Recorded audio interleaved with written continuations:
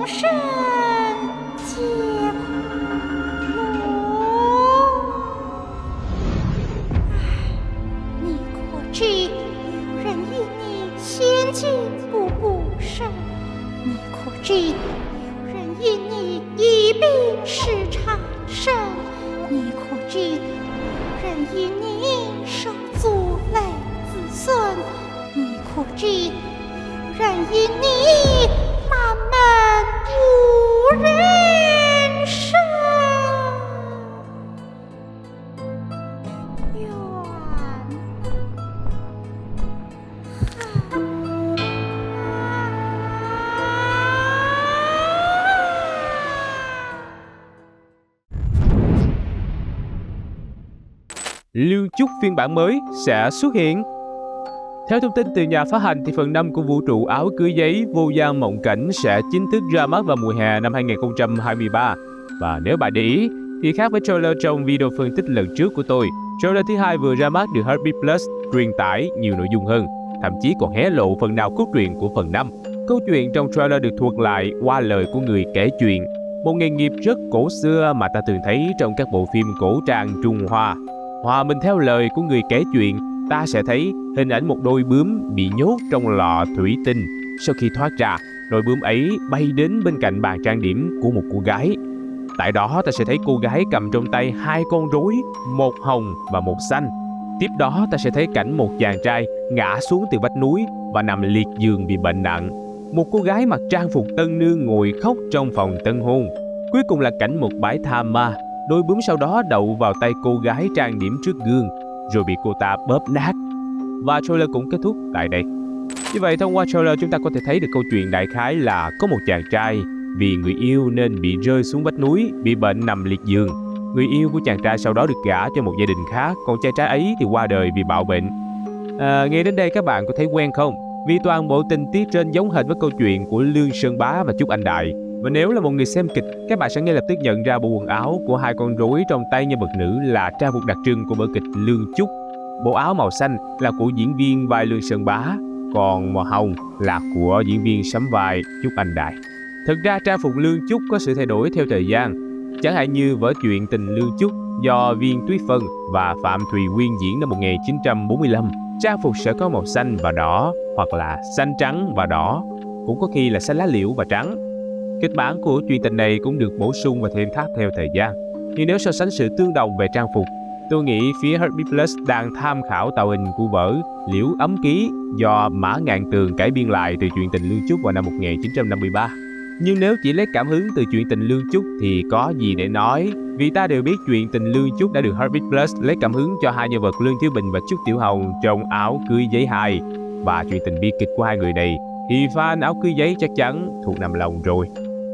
Vậy tại sao Heartbeat Plus lại chọn nước đi mạo hiểm là đào lại chuyện cũ như thế? Nếu lỡ làm không tốt thì không chỉ phá luôn thiết lập của cặp đôi Bình Hồng mà kiếp này coi như cũng bỏ luôn. Thì bởi vì câu chuyện của Lương Thiếu Bình và Trúc Tiểu Hồng kiếp trước khai thác rồi, nhưng mà kiếp này thì vẫn chưa. Nếu các bạn còn nhớ thì trong Áo Cưới Giấy 2, câu chuyện của Đào Mộng Yên vẫn còn là một dấu chấm hỏi lớn. Sau khi giải thoát cho Lương Thiếu Bình, Đào Mộng Yên đã gọi cảnh sát đến còng đầu cả thôn Trang Linh về đồn uống trà và thế là hết. Không ai biết Đào Mộng Yên sau đó thế nào, Lương Thiếu Bình sẽ ra làm sao. Chỉ đến khi Áo Cưới Giấy 3 ra mắt, trong phân cảnh cuối của trò chơi ta mới thấy Đào Mộng Yên đang đi dạo cùng bạn trong khu chung cư nơi Nhiếp Mạc Kỳ và Ninh Tử Phục sinh sống. Thông tin ngoài lề là có thể khu chung cư đó thuộc quyền sở hữu của Ninh Tử Phục vì gia đình của anh ta kinh doanh bất động sản. Chúng ta sau đó sẽ nghe Mạc Kỳ kể về một cậu hàng xóm bị khờ từ nhỏ đến lớn. đến gần đây mới khỏi hẳn nhưng thích hát hí kịch. Nói đến đây thì chắc ai cũng nhận ra cậu cờ ấy chính là Lương Thiếu Bình đầu thai chuyển kiếp rồi nha. Phân cảnh tiếp theo là Đào Mộng Yên nghe thấy Lương Thiếu Bình hát, nhìn thấy bóng hình của anh in lên cửa sổ và rơi nước mắt. Rồi số phận của hai người này cũng bị bỏ ngỏ tại đây. Nên Mọt tôi đoán rằng cốt truyện của Áo Cưới Giấy Năm sẽ xoay quanh hành trình của Đào Mộng Yên và Lương Thiếu Bình ở thời hiện đại. Chuyện tình Mộng Yên Thiếu Bình đi về đâu? Có nhiều chi tiết để Mọt tôi tin chắc rằng câu chuyện trong Áo Cưới Giấy Năm sẽ là nói về cặp đôi Đào Mộng Yên và Lương Thiếu Bình. Xin phép gọi Thiếu Bình vì ta chưa biết tên của anh ta ở hiện đại là gì. Chi tiết đầu tiên là về chủ đề mà Heartbeat Plus chọn. Lương Sơn Bá và Trúc Anh Đại vốn là một truyền thuyết thời Đông Tấn của Trung Quốc và được người xưa ghi chép lại. Phải đến khoảng thời gian sau, khi loại hình nghệ thuật kinh kịch phát triển thì truyền thuyết này mới được xuất hiện dưới dạng những vở kịch sân khấu và được gọi chung với cái tên Liễu Ấm Ký. Vậy nên nếu ví chuyện tình của Lương Thiếu Bình và Trúc Tiểu Hồng là Lương Trúc phiên bản gốc thì chuyện tình Mộng Yên Thiếu Bình là bản chuyển thể Liễu Ấm Ký. Vì Mạo tôi nghĩ không tự nhiên mà nhà sản xuất lại cho rất nhiều hình ảnh liên quan đến kinh kịch như cách trang điểm, búi tóc đến trang phục xuất hiện trong trailer như thế. Tiếp theo là hình ảnh chàng trai bị ngã xuống vực ta thấy trong trailer. Vì là truyền thuyết nên chuyện tình Lương Trúc có rất nhiều dị bản khác nhau, nhưng đa phần đều nói rằng Lương Sơn Bá qua đời vì bạo bệnh, còn Trúc Anh Đài thì được gả cho Mã Văn Tài. Tuy nhiên, mà tôi không tìm thấy dị bản nào nói về việc Lương Sơn Bá bị ngã xuống vực, nên là tôi đoán đây là tình tiết mới do Heartbeat Plus thêm vào. Và ngay trong phân cảnh tiếp theo, chúng ta sẽ thấy chàng trai nằm trên giường bệnh với băng quấn trên đầu. Cá nhân tôi nghĩ rằng hình ảnh này đại diện cho việc Thiếu Bình ở hiện đại bị khờ, không được tỉnh táo. Đến tận khi Đào Mộng Yên giải thoát cho linh hồn của anh ở thôn Tràng Linh, Thiếu Bình mới trở lại bình thường. Nếu nói như vậy thì trong phần 5 câu chuyện nó sẽ như thế nào? Dựa vào hình ảnh cô gái bóp nát cánh bướm tượng trưng cho hình ảnh chia cắt uyên ương, thì mà tôi nghĩ rằng sau khi gặp lại người kia, Đào Mộng Yên và Thiếu Bình sẽ hạnh phúc bên nhau. Tuy nhiên, hai người lại tiếp tục bị chia cắt bởi một người phụ nữ bí ẩn. Mà người phụ nữ đó chắc không ai khác ngoài trùm phản diện Nhiếp Mạc Lê của chúng ta. Lý do mà tôi chắc chắn là Mạc Lê mà không phải là bất kỳ phản diện nào khác thì nếu chú ý vào phân cảnh đôi bướm bay đến gần khu mộ, ta sẽ cảm thấy quen quen. Và có vẻ như khu mộ ấy được vẽ lại từ khung cảnh bãi tha ma ở thôn Trang Linh.